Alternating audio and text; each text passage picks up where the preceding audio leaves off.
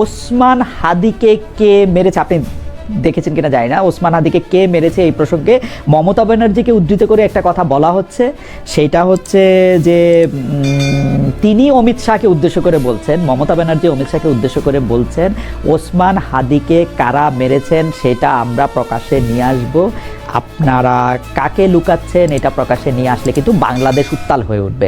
আপনার মন্তব্য একটু শুনতে চাই। এখানে মধ্যে অনেকগুলি ফ্যাক্টর, ওসমান হাদিকে যদি ভারতীয় যে দলটা শাসন করছে অর্থাৎ বিজেপির প্রধানকে যদি এই অ্যাকুইজিশন ভারতের একজন মুখ্যমন্ত্রী সাবেক উনি দিতে পারেন এবং বাংলাদেশ উত্তাল হয়ে ওঠার সম্ভাবনাটা তিনি দেখছেন, আপনার একটু মন্তব্য শুনতে চাই।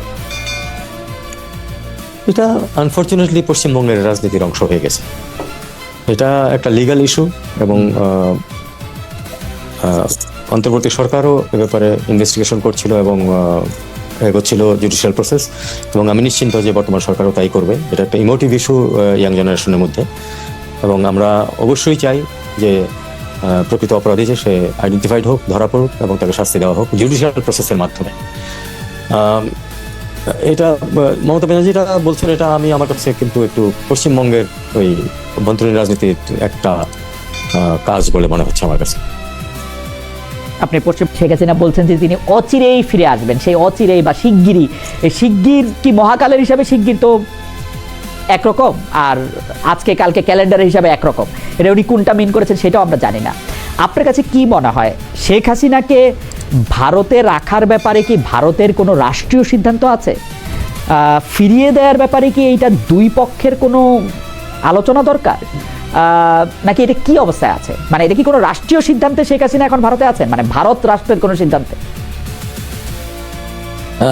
আমার কাছে তো কোনো প্রমাণ নেই যে কিভাবে এটা হচ্ছে, কিন্তু নিশ্চয়ই সর্বোচ্চ পর্যায়ের সিদ্ধান্ত আছে বলে উনি ওখানে আছেন, এটাতে কোনো সন্দেহ নাই আমার। আর উনি কিন্তু বছরের বেশি আগেও কিন্তু একবার বলেছিলেন যে উনি যে কোনো সময় ঢুকে পড়বেন, এটা বলেছিলেন উনি আগেও। তো এটাকে আমি এভাবে দেখি যে আমি মনে করি না যে এই প্রত্যর্পণ চুক্তি আছে বলেই ভারত তাকে তার ইচ্ছার বিরুদ্ধে বাংলাদেশে পাঠাবে, এটা আমি মনে করি না।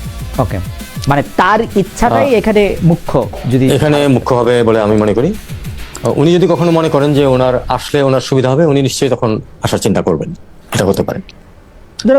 তো আমার একটা বিষয় একটু কৌতূহল যে ভারতে উনার স্ট্যাটাসটা আসলে কি, মানে তিনি কেন সশরীরে একটি মিডিয়াতেও সাক্ষাৎকার দিতে পারছেন না, আসলে এমনকি ভিডিও সাক্ষাৎকারও দিতে পারছেন না, এমনকি অডিও সাক্ষাৎকারও দিতে পারছেন না, কিন্তু তিনি আবার সাক্ষাৎকার দিতে যে তিনি অনীহ এমনটাও না, তিনি ইমেইলে সাক্ষাৎকার দিচ্ছেন। এখন ইমেল সাক্ষাৎকার ব্যাপারটা আমি আপনাকে বলি যে এটা ইমেলে আপনি একজনের সাথে যোগাযোগ করলেন, উনি আপনাকে ইমেলে আবার জবাব দিলেন, এটা সাধারণত তার প্রেস টিম হ্যান্ডেল করে, এবং এটাতে যেহেতু আপনার সম্পূরক প্রশ্ন করার ইচ্ছা মানে সুযোগটা থাকে না, তখন বেশিরভাগ ক্ষেত্রেই আন্তর্জাতিক মিডিয়ামগুলি কাকো ইমেল সাক্ষাৎকারটা সেটা অ্যাভয়েড করে একদম না পারলে। তার মানে রয়টার্স যখন তার ইমেল সাক্ষাৎকার ছাড়া চাচ্ছে, আমি এমনি একটা নাম বললাম, রয়টার্স তো তার সাক্ষাৎকার নিতে চান, তিনি সাক্ষাৎকার দিতে পারছেন না কেন? ভারতীয় কর্তৃপক্ষ কি তাকে বন্দি করে রেখেছেন? কি মনে হয় আপনার, বা সাক্ষাৎকারের অনুমতি তার নাই? এটা মানে my guess is as much as yours, ওইটা আর কি। মানে ভারত নিশ্চয়ই কিছু না কিছু রেস্ট্রিকশন তার উপরে রেখেছে, যদি না রাখতে হলে তার চারিত্রিক বৈশিষ্ট্য যেরকম, উনি অবশ্যই অনেক বেশি আরো ভোকাল হওয়ার চেষ্টা করতেন।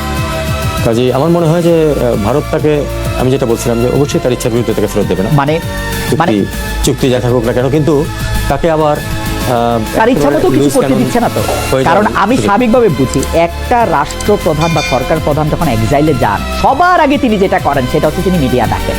কেন মানে একটা ফেভারেবল কান্ট্রিতে গেলে, আমরা তো ধরে নিচ্ছি ভারত তার ফেভারেবল কান্ট্রি, তো ওইটার মধ্যে তো উনি এখন পর্যন্ত দেখ প্রায় 2 বছর হয়েছে, এই জুলাইতে 2 বছর হবে, এখন পর্যন্ত তিনি মিডিয়ার সামনে আসেন না, এখন পর্যন্ত তিনি একটা সাক্ষাৎকার দেন নাই। এখন আমি এইসব কথা বলি যে আমি তার সাক্ষাৎকার নিতে চাই, আওয়ামী লীগের পক্ষ থেকে বলে যে আমি হচ্ছে ছাত্রী ইউটিউবার, আমাকে কেন সাক্ষাৎকার দিবে?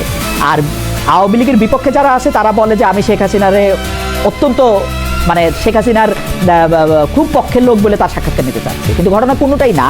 আমার কথা বাদ দেন, পৃথিবীর সকল মিডিয়াতেই তো তার সাক্ষাৎকার যাওয়ার কথা, তিনি যদি সাক্ষাৎকার দিতেন। তার একটা ছবি ছাপা হয় নাই ভারতে যাওয়ার পর্যন্ত, আজ পর্যন্ত। আমি ভারতীয় একজন সাংবাদিকের সামনে রেখে জুলকার নাইন স্বামীকে বলেছিলাম, তখন এই কথা বলা হতো তিনি নাকি লোদি গার্ডেনে ঘুরে বেড়াচ্ছে। আমি বলছি যে একটা ছবি দেখা, যে ছবি তো তুলবে, লোদি গার্ডেন একটা আপনি জানেন, আপনি দিল্লিতে ছিলেন, যে এটা এরকম একটা ক্রাউডেড প্লেস, শেখ হাসিনাকে ছবি তুলবে না এরকম, তো আপনার কাছে কি মনে হয়? মানে এটা আমার আসলে শেষ প্রশ্নই, আমার খুব জানারও ইচ্ছা যে তাকে আমরা বলছি ভারত আর ফেভারেবল গভর্নমেন্ট, কিন্তু আমরা কিন্তু দেখছি না যে একটি, আমি জানি না, মানে আজকে পর্যন্ত একবারের জন্য তিনি ভারতীয় মিডিয়ার সামনে, আন্তর্জাতিক মিডিয়ার সামনে তিনি আসেন নাই। এ ব্যাপারে আমার শুধু এক লাইনের একটা জবাব আমি দিতে পারি, সেটা হলো যে আমার মনে হয় যেটা তাকে সোচ্চার হওয়ার স্বাধীনতা দিলে ভারত মনে করে সম্ভবত যে তাতে তাদের কোনো বেনিফিট নেই। তারা তো একটু দীর্ঘমেয়াদে চিন্তা করে, আজকের কথা শুধু চিন্তা করবে না, তারা চিন্তা করবে যে নতুন সরকার আসতেছে, তাদের সাথে সম্পর্ক, তারপরে আওয়ামী লীগের রিহ্যাবিলিটেশনের প্রশ্ন, অবশ্যই তারা চাইবে যে আওয়ামী লীগ রিহ্যাবিলিটেড হোক এবং তারপরে রাজনীতি জড়িত হোক, এটা ভারত চাইবে, কারণ আওয়ামী লীগের সাথে তাদের একটা দীর্ঘমেয়াদী দীর্ঘস্থায়ী একটা ইকুয়েশন আছে।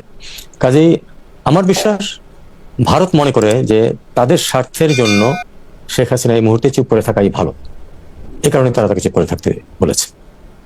ইন্টারেস্টিং। তাহলে কি আমরা এরকম একটা, মানে আপনার কথায় যে তাকে সোচ্চার হওয়ার স্বাধীনতা দিলে, শেখ হাসিনাকে সোচ্চার হওয়ার স্বাধীনতা দিলে ভারতের বেনিফিট নাই, এটা ভারত যদি মনে করে, তাহলে তো অ্যাকচুয়ালি শেখ হাসিনার জন্য ভারত এখন ফেভারেবল গভর্নমেন্ট না। উনারা তাকে শারীরিকভাবে হয়তো প্রোটেক্ট করছেন, কিন্তু তার রাজনৈতিক বা অন্যান্য কার্যক্রম তারা নিয়ন্ত্রণ করছেন, প্রপাগান্ডা যাই বলুক না কেন। আমার তাই মনে হয়।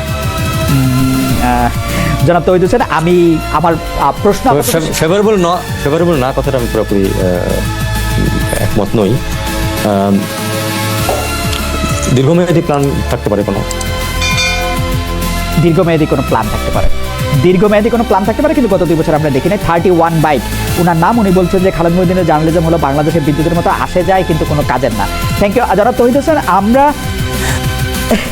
আমরা আপনাকে শেষ প্রসঙ্গে যেটা জানতে চাই যে আপনি 5 বছর পরে বাংলাদেশকে কোথায় দেখতে চান বা কোথায় দেখতে পাবেন বলে মনে করেন? আশা আশঙ্কা দুইটির কথাই আপনি বলতে পারেন। আমরা পরের ভবিষ্যৎ 2-3টা জিনিস আমি খুব শক্তভাবে বিশ্বাস করি যে আমাদেরকে অবশ্যই ডাইভার্সিফাই করতে হবে এই গার্মেন্টস থেকে। আমার একটা লাইন বেশ কয়েকজন নিয়েছিলাম, আমি বলেছিলাম যে কাপড় সেলাই করে হাই টেবিলে বসা যাবে না কোনোদিন, অথচ আমাদের হাই টেবিলে বসার অনেক সুযোগ আছে। আমাদের ভুল সিদ্ধান্তের কারণে আজকে ভিয়েতনাম থেকে $60 বিলিয়ন রপ্তানি হয় স্যামসাং, আমাদের ভুল সিদ্ধান্তের কারণে। এটা আমাদের এখান থেকে হতে পারতো। এরকম ভুল সিদ্ধান্ত আর নেওয়া চলবে না, আমাদেরকে সঠিক সিদ্ধান্ত নিতে হবে, অবশ্যই ডাইভার্সিফাই করতে হবে। ভিয়েতনামের এবং আমাদের দুই দেশেরই কিন্তু প্রথম বড় এক্সপোর্ট ছিল গার্মেন্টস, সেখানে ভিয়েতনামের এখন 4 নম্বরে গেছে গার্মেন্টস। তাদের প্রথম হচ্ছে ইলেকট্রনিক্স, সেকেন্ড হচ্ছে মেশিনারিজ, তারপরে আরেকটা কি জানো, তারপরে গার্মেন্টস। তো হতে পারে যাদের হয়তো আমাদের যে রিসোর্স একটু বেশি, পপুলেশন আমাদের অর্ধেক, এই অ্যাডভান্টেজগুলো তাদের আছে, কিন্তু আমাদেরও যে একেবারে কিছুই করতে পারতাম না আমরা তা না। আমাদের অনেক ভুল সিদ্ধান্ত হয়েছে বিভিন্ন পর্যায়ে। যদি আমরা সঠিক সিদ্ধান্ত নেই, আমি মনে করি যে আজকে থেকে 5 বছর পরে আমরা অন্ততপক্ষে বিরাট পরিবর্তন হয়ে যাবে না, কিন্তু পরিবর্তনের পথে আমরা অনেকখানি এগিয়ে যেতে পারবো, যাতে করে আসলেই আমরা অন্তত আপার মিডল ক্লাসে পৌঁছে যেতে পারি 40 নাগাদ। আমি কিন্তু এই যে স্বপ্ন যে 42-এর মধ্যে আমরা উন্নত দেশ হয়ে যাবো, আমরা সেটা হবো না। আচ্ছা, এটা বিশ্বাস করতে হবে যে আমরা হবো না, কিন্তু আমরা 40-এর মধ্যে আমাদেরকে আপার মিডল ক্লাসে পৌঁছা অবশ্যই প্রয়োজন। একটু যদি আইন শৃঙ্খলাটা নিয়ে একটু বলতেন, যে আইন শৃঙ্খলা নিয়ে সবার মধ্যে এক ধরনের হতাশা দেখা যাচ্ছে, এটা কি একটু বেটার হবে? আমরা কি একটু ভালো বা নিরাপদ, এটা বেটার হবে কিনা এটা আমাদেরকে দেখতে হবে। এখন আমি একটা কথা তো যেখানেই কথা বলে আমি স্বীকার করি যে আইন শৃঙ্খলার ক্ষেত্রে অন্তর্বর্তী সরকারের ইনিশিয়াল সাফল্য অবশ্যই ছিল, কারণ একদম একটা সম্পূর্ণ অরাজক পরিস্থিতি থেকে এক ধরনের মোটামুটি একটা সিস্টেমে নিয়ে আসা হয়েছিল, কিন্তু আমরা তারপরে এটাকে নিয়ন্ত্রণে রাখতে পারিনি, বিশেষ করে মব ভায়োলেন্স আমরা আটকাতে পারিনি। আইন শৃঙ্খলার ক্ষেত্রে আমাদের সরকারের ব্যর্থতা আছে অনেক, এটা আমার জোর গলায় স্বীকার করতে কোনো দ্বিধা নেই। আমি আশা করবো যে এই সরকার এক্ষেত্রে সফল হবে,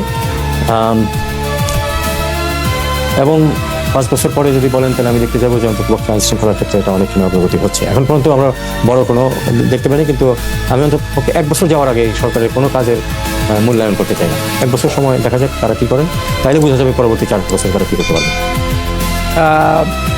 এইটাকে আপনি, এই প্রশ্নটা একজন দর্শক অনেকবার করতেছেন, আপনি কি এটা জব দিবেন কিনা জানি না, আমার দাবি নাই, কিন্তু দর্শকরা যেহেতু করতেছেন, সেটা হচ্ছে যে জালাল আহমদ উনি প্রশ্ন করছেন তৌহিদ সাহেবের কাছে প্রশ্ন, ইসলামী ব্যাংক নিয়ে আবার তামাশা শুরু হয়েছে, এর জন্য দায়ী কে? আপনি যদি মন্তব্য করতে চান। ইসলামী ব্যাংক নিয়ে অনেকের ব্যাংকিং এজ এ হোল নিয়ে আমার কিছু রিজার্ভেশন আছে। আমার মনে হচ্ছে যে আমরা আরেকটু ভালো করতে পারি। ওকে,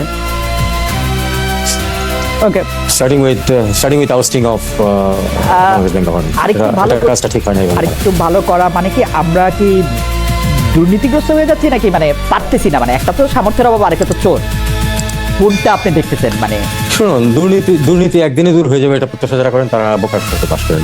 দুর্নীতি দূর হয়ে যাবে না, তবে আমরা অবশ্যই চাইবো যে দুর্নীতির লাগাম টেনে ধরা হোক, যাতে করে একসময় আমরা একটা রেসপেক্টেবল পর্যায়ে পৌঁছতে পারি।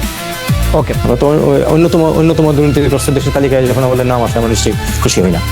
আচ্ছা, আপনার কথা থেকে এই প্রশ্নটা আসছে, আপনি ইচ্ছা করলে জবাব দিতে পারেন, বা সেইটি হচ্ছে যে গার্মেন্টসের বিকল্পর কথা আপনি বারবারই বলতেছেন বা আপনি উদাহরণ হিসেবে আপনি দেখাচ্ছেন, এই ক্ষেত্রে আপনার কোনটিকে মানে সম্ভাবনা মানে প্র্যাকটিক্যাল মনে হয়? দর্শকরা জানতে চাইতেছেন এটা, মানে কোনটা উঠে আসতে পারে, কারণ অনেকেই হয়তো এতে অংশগ্রহণ করতে পারেন। কৃষিজ পণ্য বা মাছ বা অন্য এরকম কোনো কিছু আপনি দেখেন কিনা? অনেকের প্রশ্ন আছে এরকম। কৃষিকে খুব শক্ত সাপোর্ট দেওয়া দরকার আমাদের। আমরা কিন্তু সবচেয়ে কম সাপোর্ট দিই কৃষিকে, অথচ উন্নত দেশগুলিতে সবচেয়ে বেশি সাপোর্ট দেয় কৃষি। কৃষক, আমি গত সপ্তাহের কথা আপনাকে বলি, আমার কাজিন আপন চাচা ভাই, সে 10 টাকা কেজি পাবে যদি বেগুন নিয়ে যায় বাজারে। 10 টাকা। আমরা ঢাকায় কত টাকা কেজি কেনেন বেগুন? এখান থেকে ঠিক ট্রাকে 2.5 ঘন্টার জার্নি।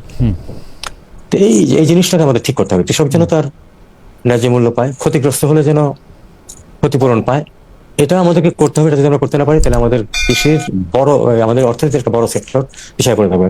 এরপরে আসবে হলো কৃষিকে ওই ভ্যালু অ্যাড করতে থাকবে, অনেক কিছু ভ্যালু অ্যাড করা সম্ভব। ওকে, জনাব তৌহিদ হোসেন,